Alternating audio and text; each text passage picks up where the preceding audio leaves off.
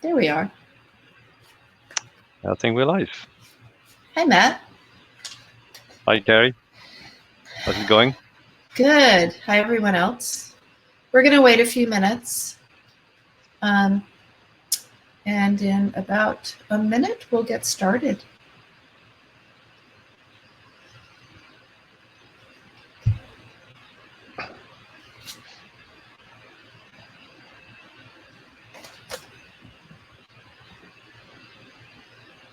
Well, actually, it's 12:30.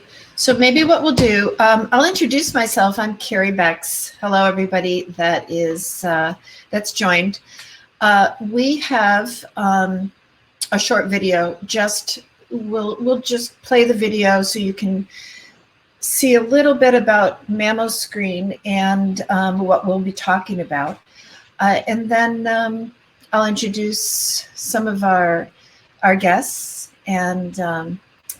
But I think we should probably just play the video. And then there we go. When it comes to reading mammograms, you need to be right. And you need to be fast. Being right and fast is not easy. That's where MammoScreen comes in. MammoScreen is an award-winning proficiency tool. It works alongside you, like a second set of eyes, giving you an at-a-glance score. A green MammoScreen score gives you confidence that the case is benign. Red gives you confidence that it's malignant. And yellow says uncertain. This case rates a closer look. It's an amazingly simple, non-intrusive way to be better at what you do. Maybe that's why MammoScreen beat 1,250 competitors to win the Global Digital Mammography Dream Challenge. Another thing that's easy about MammoScreen is integrating it into your practice. Subscription-based, no hardware required, remote installation, no disruption.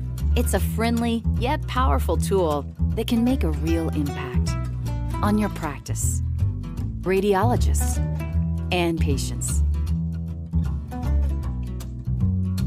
MammoScreen. Move at the rate of right. Schedule your 10-minute demo now.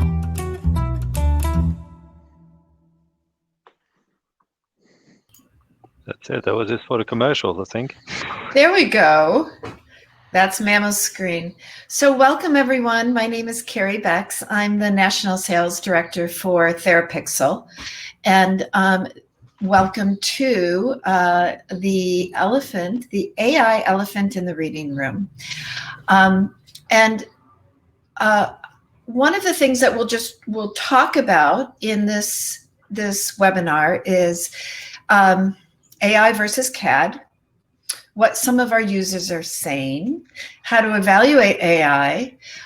We'll review some case studies, and then we'll have some questions and answers. A little bit of housekeeping. This is a new platform, so we all had to learn this platform, but it's very similar to Zoom and Google. On the right-hand side, if you look at the very top, you'll see a tab, and it says chat. So you can chat with us. Now that's public to everyone. The second tab is questions. So if you want to post a question, that's private.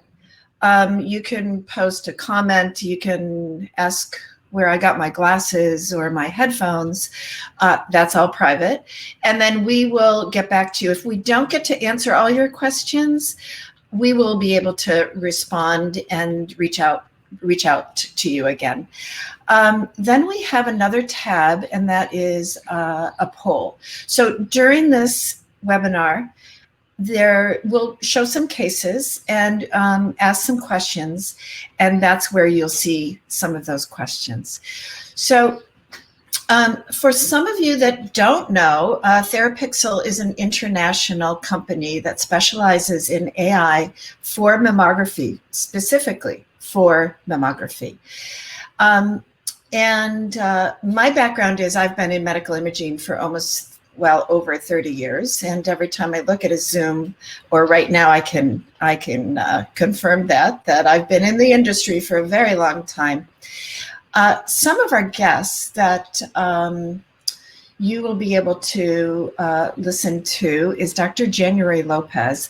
Dr. Lopez is the medical director at the Hoag Breast Center in Newport Beach, California. She wasn't able to attend live, but she did give us a very nice video and different clips about different subjects. And so we'll be seeing and hearing from Dr. Lopez throughout this webinar. We also have Matthew Leclerc-Chalvet, and Matthew is our CEO at TheraPixel. There he is.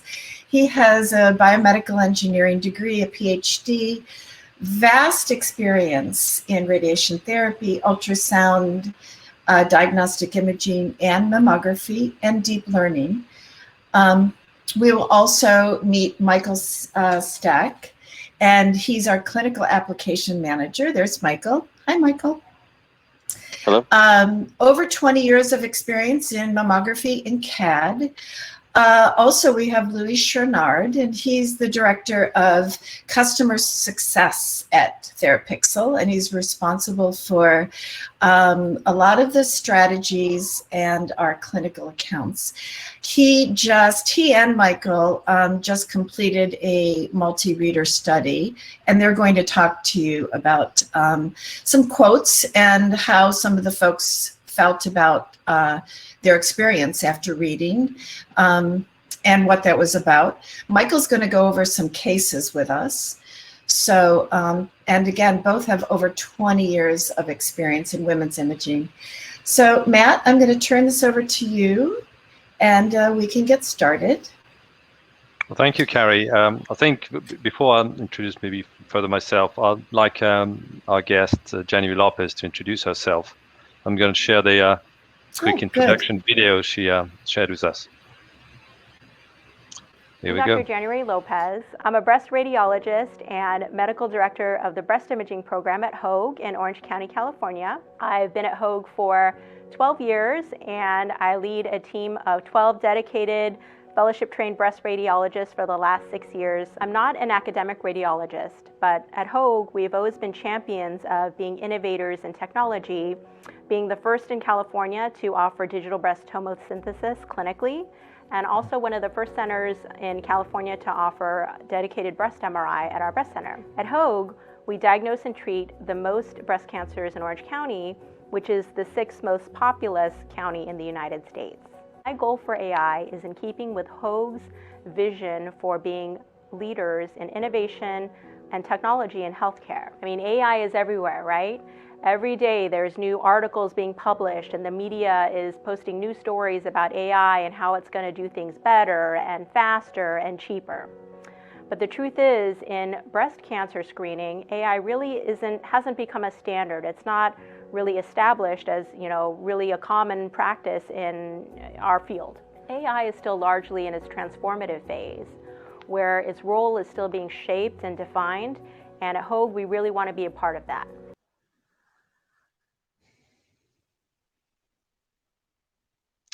All right, thank you, Dr. Lopez. I think that's what she wants to say is there's a lot to discuss, and this is when we were preparing this webinar. This is what we thought. This is how we come up with this title. There was a lot of talk, and let's just have an hour of discussion and presenting what has been the experience trying to launch and convince people using our AI product in the US over the last year or so, and really name the elephant in the room, discuss the thing that people ask us every day, but we don't see necessarily in the scientific presentation and SBI. We'll refer to this presentation, but that's not everything. So that was January Lopez's motivation for talking with AI. As for myself, as Carrie said, I have a long experience in medtech, but that's not really my primary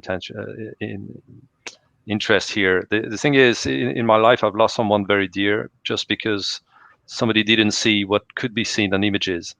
And really, this is the one thing that AI, and specifically what we're dealing with in breast cancer, radiologists working with an AI has a greater chance to catch what they're supposed to catch or what they can catch because it's visible on images. So that's my deep motivation here. So what's yours? I mean, listening to the audience, we're going to launch a quick poll, so for people to just say why they're here. So You know, one other to your point, as I was thinking today, the other elephant in the room is really breast cancers that are missed. And I think that AI is certainly something that's going to help that. So we have many definitions of the elephant in the room. That's right. I'll keep on referring that. So there's a poll. Yeah. And let me just look who's voted. So votes are starting to come in. So you can vote on just tick on the tab and make your votes. I'm gonna leave the poll up for a few more seconds, but I think Carrie can move to the next section. The next section, we're going to talk about AI and CAD. Yeah. And again, listening to what Dr. Lopez has to say about it. So let's have Dr. Lopez. AI should not be confused with CAD. AI is, in general, far more accurate than CAD, so radiologists really shouldn't let any past negative experiences with CAD influence their views on AI. AI should not be confused with CAD. Sorry about the mishap. So playing twice. Yeah, so that's a common thing. I mean, people talk about CAD, but you know that what AI has brought to this principle of looking at images and informing the radiologist is a bit more than that. So this is let me just pull up a couple of things. So computer-assisted detection, that's what is CAD, and detection is quite important, often forgotten. And what we've seen in recent publication is people are trying to do a better CAD or a CAD that makes less false positive. But at least at Therapixel, we think that's not enough. That's not good enough to just have a better CAD or a CAD that is less annoying than the previous generations have been. So what we believe in is to bring an AI-aided interpretation, so replacing the CAD acronym by the AI square. A little bit geeky, but really it shows that what we want to bring is a lot more than just marking. We want to have marking that are relevant, and this is possible because with AI we manage to have characterization. So it's not only detection, it's also characterization. And this is how we could bring up a score 1 to 10, but this score is also with the color coding indicating the level of certainty of the AI in the proposed suggested outcome. So as you can see with our scoring, 75% of cases fall into the green one. So we won't even be showing any marking in this case because they're not relevant. They have a super low suspicion of cancer. And we'll be marking only the cases that are high suspicion. That's the orange and red. And the yellow ones are the ones that are always a little bit more difficult, that this is where you will need to recall and do some additional imaging. So with this further classification, we indicate not only the suspicion level, but also the degree of certainty of AI. So this is where we want to go, and this is our difference, I think. Matthew, one of the things in most of the presentations that I give, people are asking, what is the difference? And, CAD used to be the standard of care. And as you said, it detects lesions, but it detects false positives. And a lot of radiologists, you said annoying, it sometimes does bother them because they have to turn those marks on and off. And what you just described is how we are different. It's the characterization of the lesion. And that's what's really important. That doesn't slow you down. And we'll show you a little bit about how our AI works so that it truly doesn't slow you down, but helps increase productivity. So thank you for that. Now, let's see. Are we going on to the expectations? Yeah, I think that's, as I just suggested, we want to go beyond just a simple CAD that works better or that is less annoying. And so that creates, of course, expectations. So let's listen to a short clip of January saying what our expectation about this tool are. And then we'll listen to Louis. He'll give you, exactly. Yeah. Louis is going to give us some from the mouth of radiologists. All right.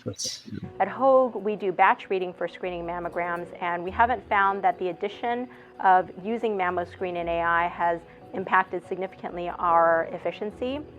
And in some cases, it makes it even more efficient to read screening mammograms because radiologists can pass or kind of dismiss negative mammograms perhaps more easily when we see the green negative mammoscreen score. All right, so that's just one quote from January. He's been a long time user of mammoscreen, but Louis has a few more quotes for us. Let me pull up the quotes for you.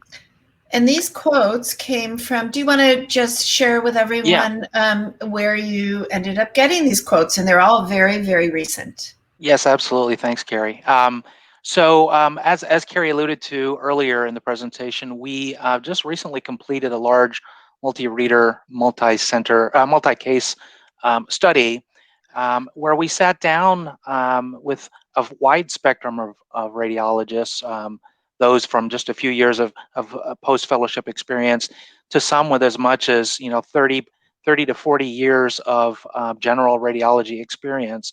And we asked them what they thought about mammoscreen in these casual conversations. And so one of the first themes that came up was surrounding improved reader confidence. The large number of radiologists said that they found it was very reassuring to them. They found it as a sort of companion or a second reader to help them through their busy day. A couple of radiologists actually said they referred to it as their buddy or friend, pointing out areas of importance, specifically in the suspect red and amber characterized cases. Another theme that popped up was surrounding improved cancer detection, which is why we're here today. We did talk an awful lot about cancer detection and how it could help them. One theme came up was, and a quote that we received from one doctor was, they found it way more sensitive and specific than their old CAD system. And essentially that the radiologist plus mammoscreen would definitely save lives. Another strong topic of discussion was around fatigue and distraction. Obviously, readers say that they suffer from fatigue and distraction. Busy practices tend to have a lot of interruptions, and they felt that this would be helpful with them, especially when they're doing multiple things at once. It would also be very helpful with potentially helping overcome eye strain, help to normalize interruption, and then also specifically with end-of-day fatigue, it would help them come to a decision quicker. And then lastly, we had a good discussion surrounding improved efficiency. This was basically just another way that mammoscreen could help the radiologist. It would help them potentially prioritize cases, and then even in busy times of the day, might even help them go faster through the green cases, giving them the confidence to be able to move quickly to the next case. And I'm going to hand it back over to you guys. That's all I've got right now. One of the things I wanted to say, I did meet a couple of the radiologists, and there were some new moms. Now, new moms are always fatigued. So can you just imagine reading over 100?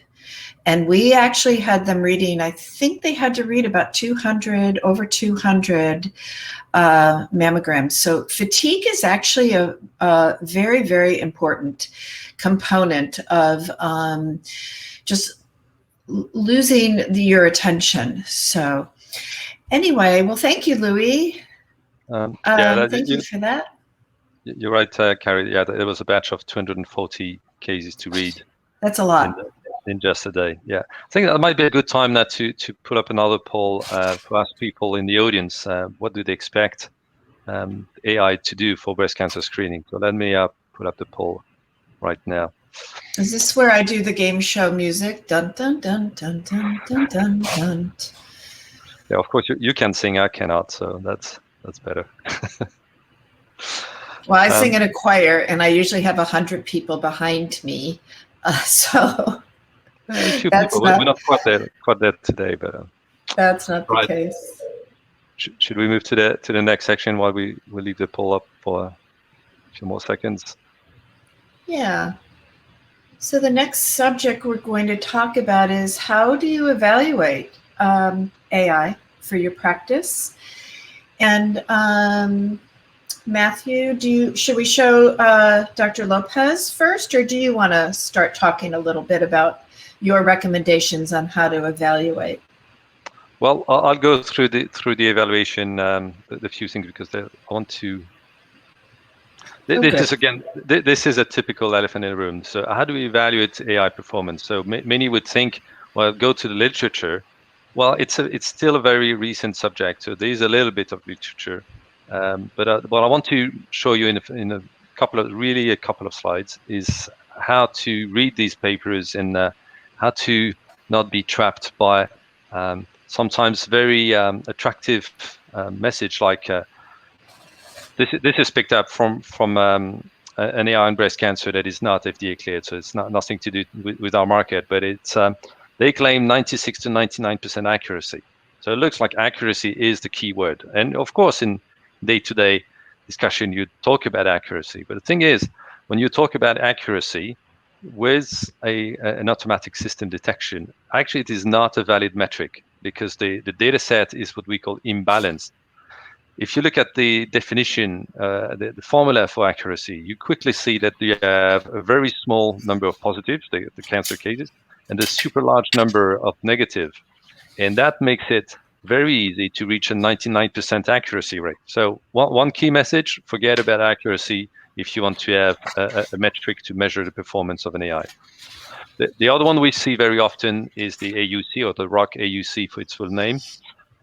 It is a valid figure of merit for balanced data sets, and we'll see in a second how it could be used. It's very much used by engineers when they do the evaluation of the algorithm to see the different versions, but it has to be done on the same data set. So that's the other very key thing. This measure is potentially usable to compare algorithm if it is used on the same data set.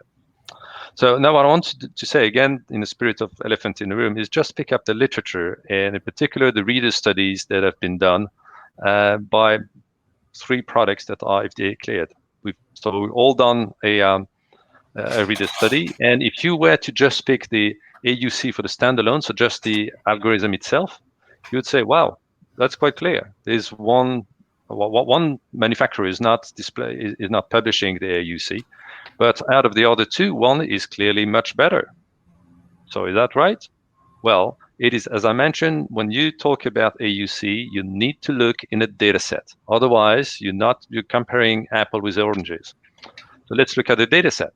If you look at the data set, so you have the percentage of true positive, false negative, true negative, and false positive. You see that one data set is much more complex. In particular, one data set, the mammoscreen data set, has quite a large number of false negative. So the total number of cases were the same. It was 240. But you see that there is a much more complex data set. So no wonder that the AUC is not as good as it could have been on a simpler data set. Furthermore, just let's have a look at how the AUC compared. So the standalone AUC, how does it compare with the variation of AUC with the radiologist versus the radiologist and the AI to combine? Well, this is really intriguing because the algorithm that had the worst AUC on standalone is actually having the better effect when combined with radiologists. So you see, don't trust the AUC just a simple figure of merit. You need to look at the data set, and you need to look what it really means in reality. And let's continue a little bit more. So let's bring in the third player in here. And wow, much better AUC variation. So they're helping the radiologist a lot more. Well, again, look at the data set. In the number of readers, nearly half of them were general radiologists. So no wonder that it's helping a lot more the general radiologist. In our case, we choose to have only breast fellowship trained radiologists in our set of readers. So that's why it was and even if they're all experts, we still managed to help them by quite a bit. So this is the few take-home messages from the studies. Those are really good points. Thank you. Now I want to turn to something because I'm sure in the audience we have more practicing radiologists who really want to have some help. They're expecting something they can really chew on.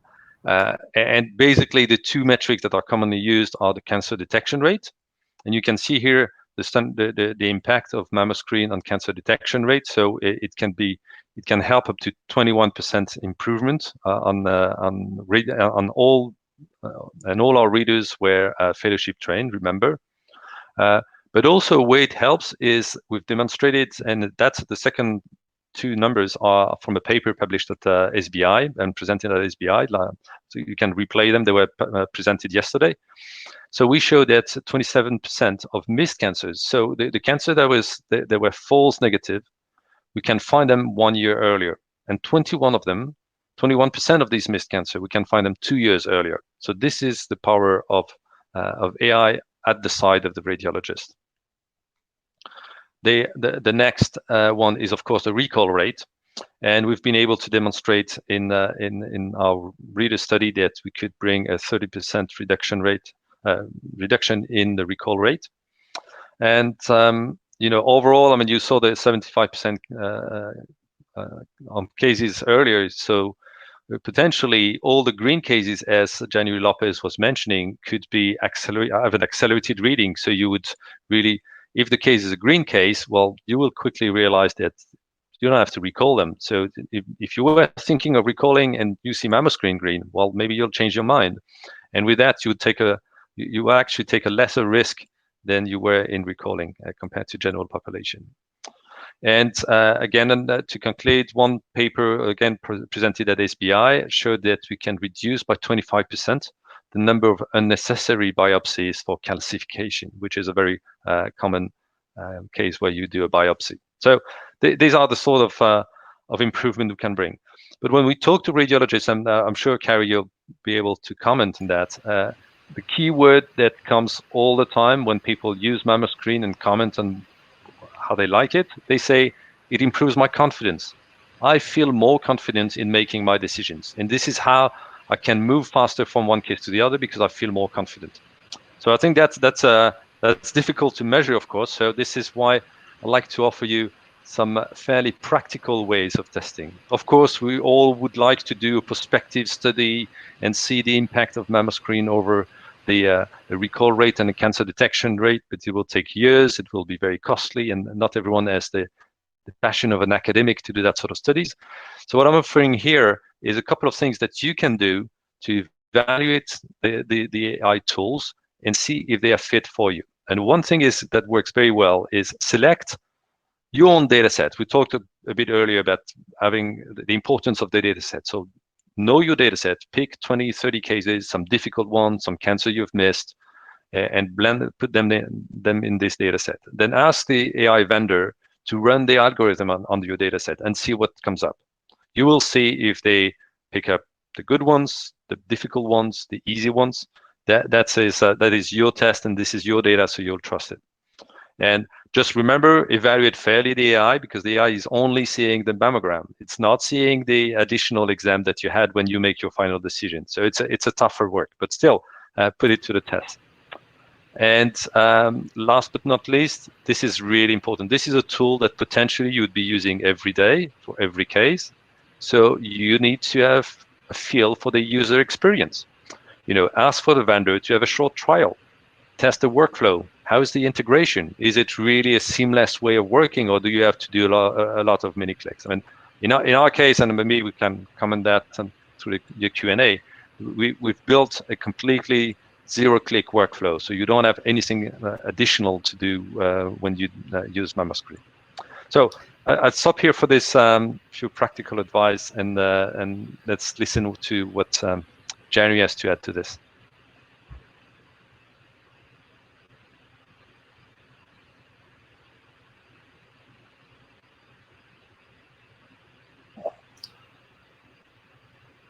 She's coming. No, sorry, that was the... Oh, wrong video. One thing I was going to point... Yeah, go ahead. Well, Karen. one thing I was going to point out about really when you do a trial, you want to make sure that mammoscreen agrees with what you are seeing and what you are diagnosing. So that's truly important. The workflow, when I think about CAD, and a lot of folks, you know, the time it takes to click on the CAD marks and take them off, look, and the false positives that you have to look at, that's where it comes in, and that's a big difference too with workflow. It takes a lot of time. So with us, as Matt, to your point, Matthew, it is so seamless. You just glance, and it's succinct. So it's happening, the information, as you're pulling up your images on your own reading environment. Right next to it is the mammo screen. So you're able to see those, the marks. And we purposely don't put the green, and those are, our AI is extremely confident that those are benign and not suspicious. So we don't want to take your time to say, look at those. So do we have, did you find January's? Okay, there, I filled in some time before Dr. Lopez talks. Thank you. I see the future of AI as being a tool to be used with radiologists.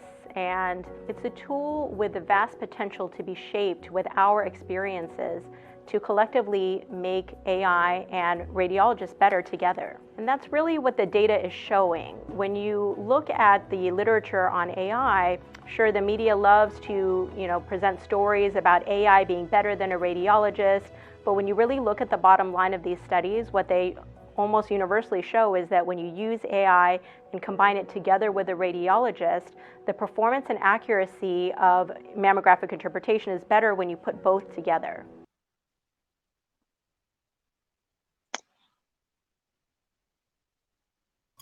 So one of the analogies that Dr. Lopez uses, and I'm not sure if this clip will be on, but she said she thinks that mammo screen is very similar to autopilot. When you're flying a plane, you're not going to want to just put autopilot on without that pilot. So truly, you need the radiologist and your AI companion, mammo screen.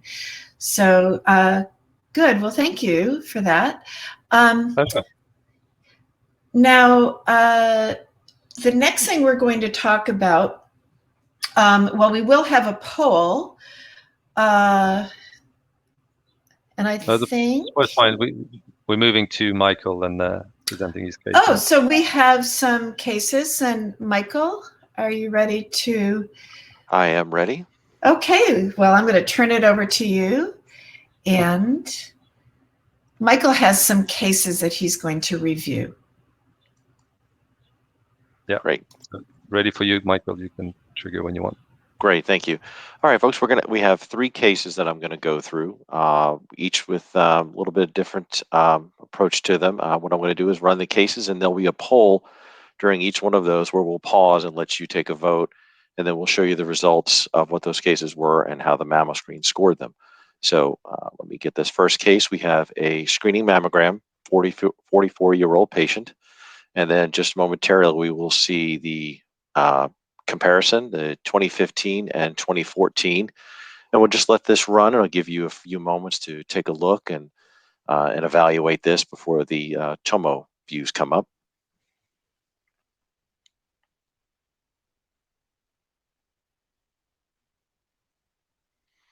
Okay, and then here we have our first of our tomo sweep of our CCs. This will go through about 3 different times for you to do an evaluation.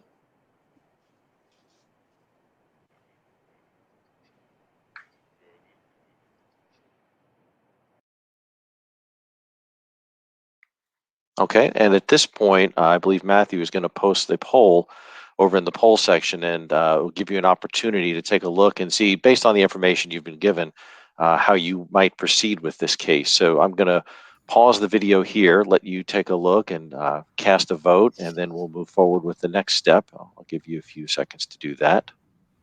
Yeah, poll is up. Okay.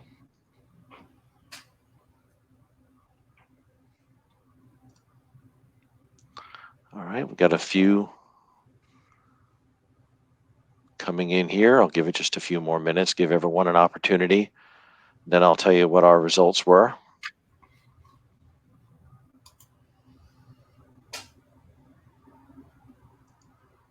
Okay, so we'll continue here. So this is our mammo screen report. You can see we marked this as a low suspicion. We characterized this case as a negative case. Hence you seeing the green at the top and not displaying any marks by default. But this case was recalled in 2013 for a left lesion in the left breast and then for a cyst in the right breast. But it turned out that this case was negative. And we did characterize those marks as being negative. Upon filtering down, you can see those marks, but they're not displayed by default. This, in a way, would give the radiologist a little more confidence and reduce those unnecessary recalls that that Matthew and Carrie spoke about earlier in some of the other presentations. So our second case here is a patient with previous surgery, 70 years old. And again, we'll go through the same steps and let you take a look at this case. So here we have our 2014 and our 2015 comparisons.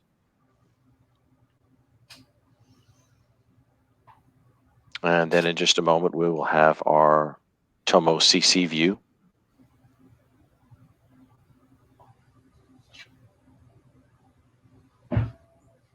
Okay, here's our first sweep. Again, this will go through about 3 times for you.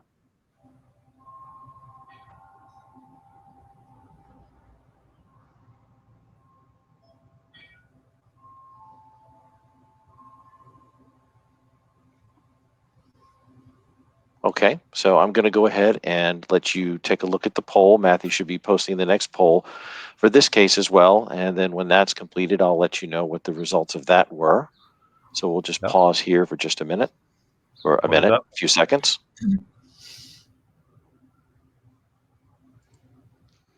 Give everyone a moment to vote.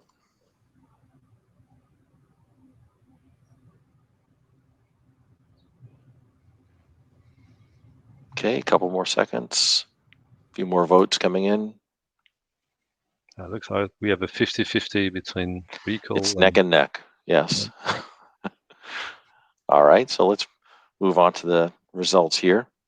So what we have here is that this case was originally called negative in 2015, but the mammo screen, as you can see here, found 2 marks that we classified as highly suspicious, red score of a 7 in both the right MLO and in the right CC. And 2016 is when the cancer was detected. And if you see here on the right, we've got our CC and MLOs from 2016 when the cancer was called, and then the 2015 on the left when the mammo screen marked and caught the cancer in 2015. So the CC's on top and then MLO's on the bottom. And then our final case is a screening mammogram. We don't have priors to this case. This is a 63-year-old patient. And again, in just a second, this will load up for your review. So here are our MLO tomos, and then we will have our CC tomos as well.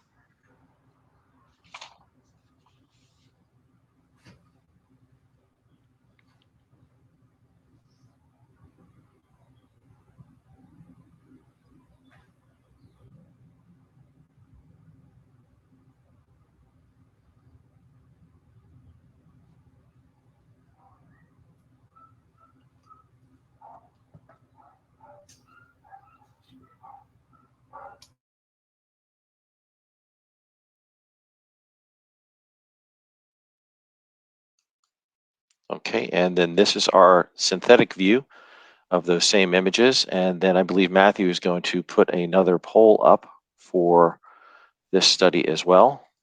It's up. All right, and you'll be able to go over and take a look and give us your vote on this one.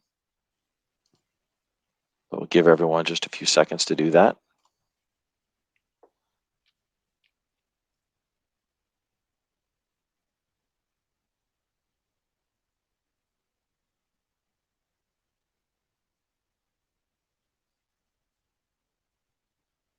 Okay, a couple votes coming in.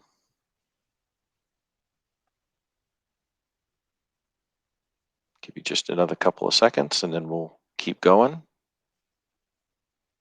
Okay, the actual result for this one is the recall for the upper outer right breast. In 2015, on this case here, the mammoscreen did mark a finding in the right breast. You notice in the right CC and in the right MLO. In 2016, this case was determined to be non-invasive DCIS. However, in 2015, you can see here that the mammoscreen did catch that and mark it 1 year earlier.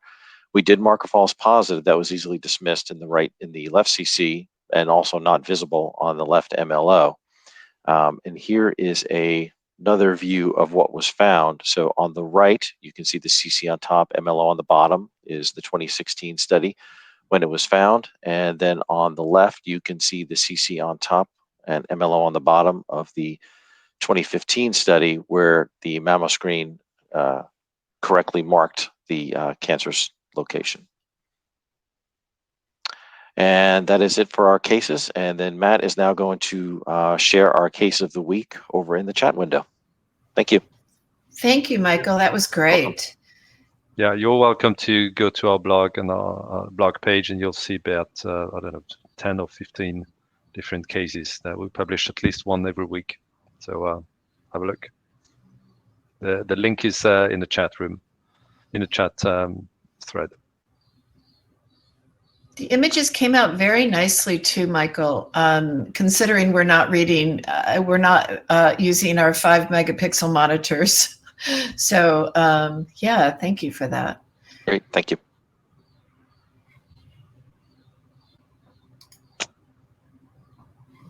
There we go.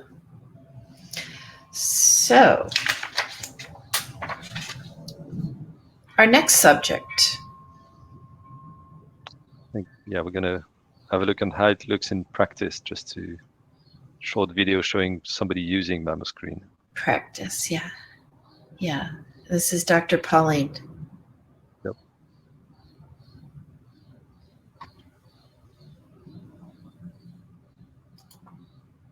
I use mammoscreen as an expert on the side when reading screening mammograms. The great thing about it is I know where to focus my attention, so I can move quickly from case to case, and I feel confident. Now I am halfway through my screening batch, trying to find a needle in a haystack. Here is a normal mammogram, and I am happy to have mammoscreen confirming my thoughts on this very dense breast. Mammoscreen simultaneously integrates to my existing workflow. I don't need an extra click to access the result. The mammoscreen report is displayed on the same screen as my usual reporting software or work list, so my reading environment isn't changed. In a blink of an eye, the mammoscreen score gives me a first opinion of the case. Then I read the mammogram as usual. For suspicious case, I look at the findings pointing out by mammoscreen.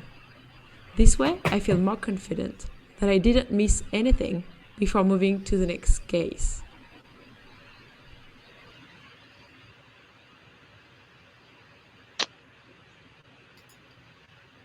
All right, so I think we're... So good, thank you. So do you have some slides any other slides that you wanted to put up? Yeah, Matthew? we can look at a couple more, because it's down to case studies, and now this is how do you plan to use it, or what could you do with it? So yeah, just a couple of suggestions about use cases. Looks like my slide is a problem. It doesn't matter. I mean, it was just to suggest people on, and I'm sure, I mean, Louis and Michael can come on stages and comment what sort of use case users are talking about. The one that I hear a lot is the second pair of eye, and probably because here in Europe we have this second reading, and that is missing in the US. So people are really keen to have the second reading being done, at the same time on your side. So that's kind of a classic use case.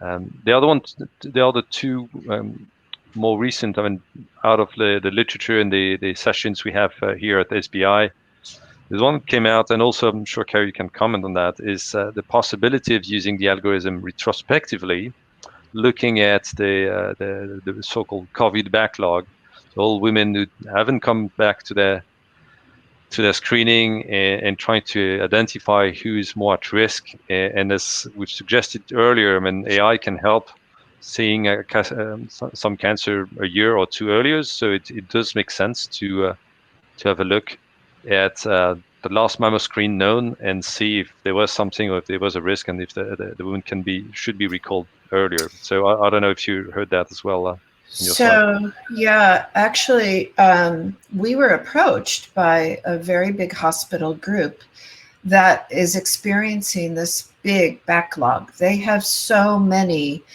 screeners that they need to read, well over 80,000. So they're looking at this tool for efficiency. I'm hearing a lot of we're reading so many. Now that we're getting caught up, we're reading a lot. We need something that's going to increase our productivity. You could talk to general radiologists, and they really want that extra support. However, when I was in North Carolina for the reader study, our radiologists were all fellowship trained, as you had alluded to, and they still liked that it was their buddy. It was a confidence level. So, I see that hospitals now are budgeting for this.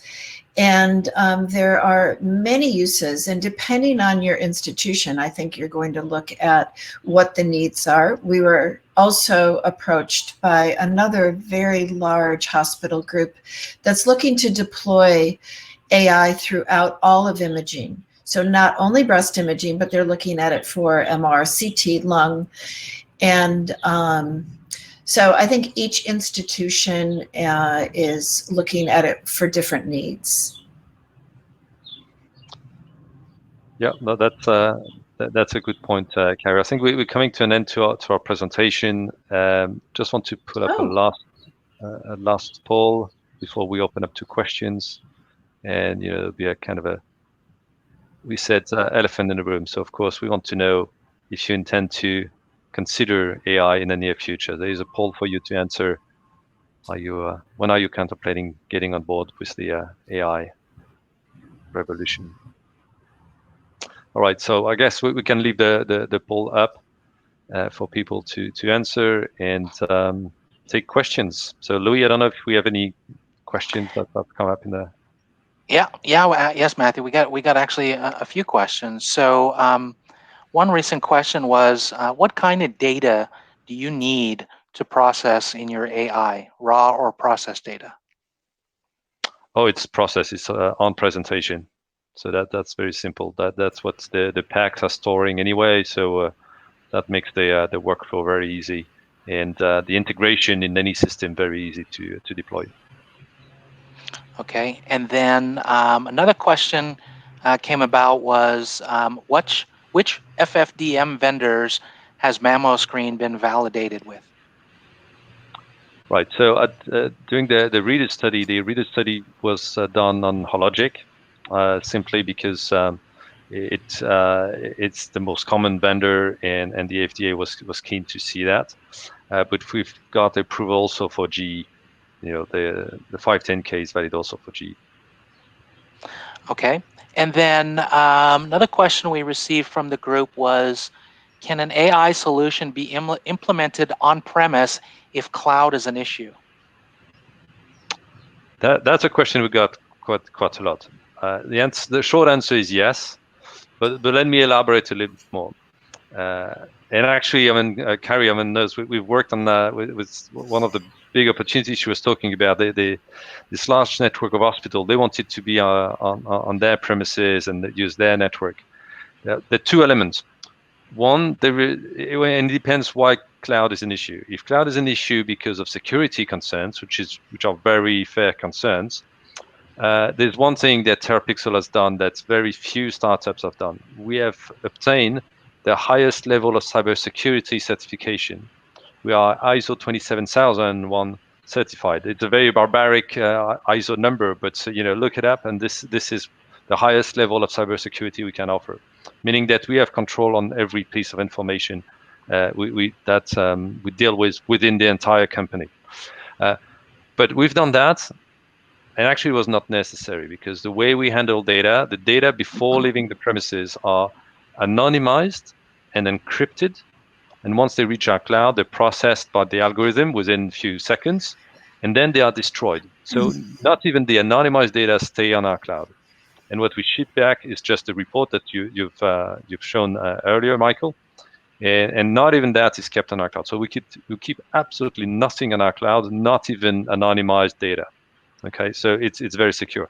Once you know that, we have had a few clients who actually reconsidered. Say, well, okay, if this is that secured, that might be more workable, especially when they compare to the cost of implementing on premises, the expense of the computer, the fact that you have to maintain it, the fact that it's not easy to scale up.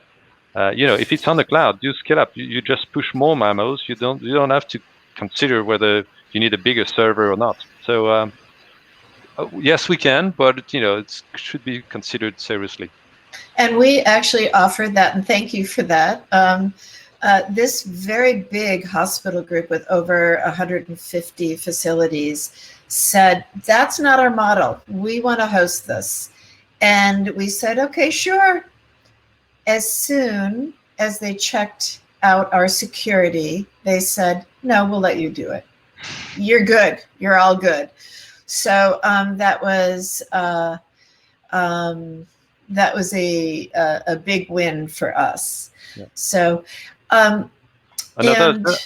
sorry, Carrie, just to interject, okay. But there's another alternative. Actually, one of the other opportunity we're working on is some large network have their own instance of cloud, so they have their own cloud. So we use Microsoft Azure for our standard deployment, but if someone else wants to run on AWS or whichever, that's fine. We can deploy on Sol Cloud. The point being, cloud is much more flexible. You can have the updates immediately. You can scale up, which is the big thing. You can really scale up the way you want. Yeah, no more limitations, right? You can hook up as many full field digital mammography systems you want into the equation, scale with the practice, it grows with you. Yeah. Also to your points, we see now hospitals are starting to budget for this. And this is something, now that COVID is hopefully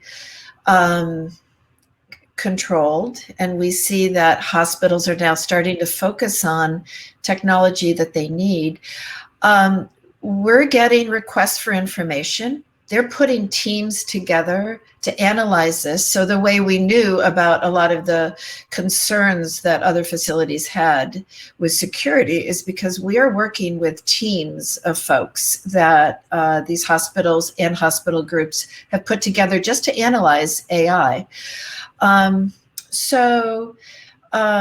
It's definitely something that people are looking at and considering now, and also for next year as well. But I think I just heard something. Was that another question that came in? Yeah, we just had another question come in.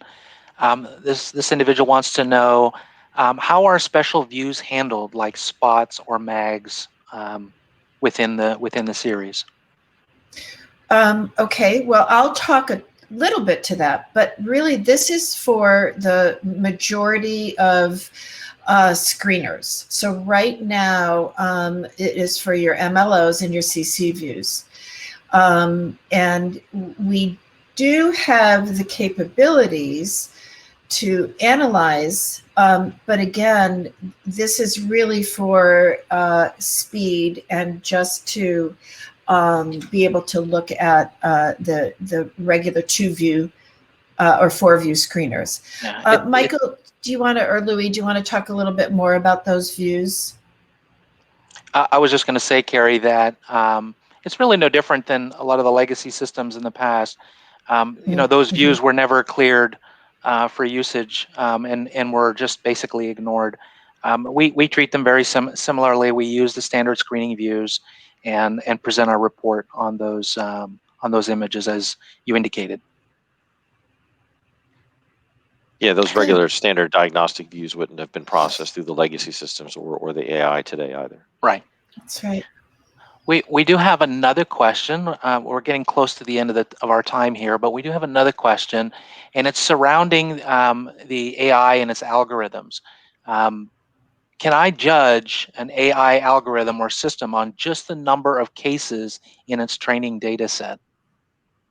I'll take that. That's my favorite. Of course, AI. I mean, modern AI is all about big data, so we do need a lot of data, and certainly AI needs. I mean, to just throw a number, unless you have over 1 million cases, you can't train properly. But really, the most important, and that's a huge difference. That when I have dinners with friends and family, this is the sort of question we have. We don't need just data. We need good quality data. That's a big thing in healthcare. So we need a lot of cancer. We need a lot of variety of cancers. We need a lot of variety of women. So this is in just to talk about our data sets. We made sure we had the most variety. We used more than 15 different sources of data coming from all over Europe and the US.